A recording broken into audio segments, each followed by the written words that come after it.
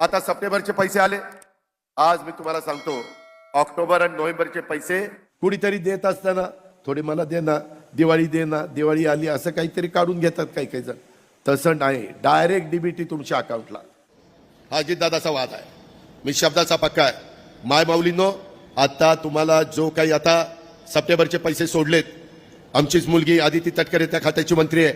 आताच येताना विक्रमला विचारा, मी गाडी फोन लावला होता तिला आणि तिला सांगितलं की लवकर पैसे ते सगळे संपवा।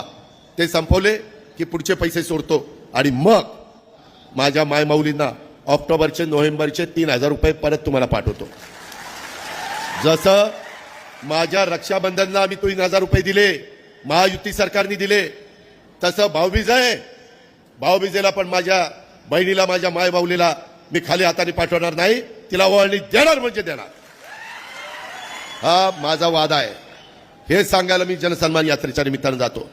माय माऊलींनो, सगळ्यांना सांगा घरी जाऊन, काही काही घरामध्ये दोघींना पैसे येत आहेत, 18 दुने 36,000 वर्षाचे, त्याच्यामध्ये बिल माफ केलंय, त्याची 10,000 रुपयाची बचत झाली।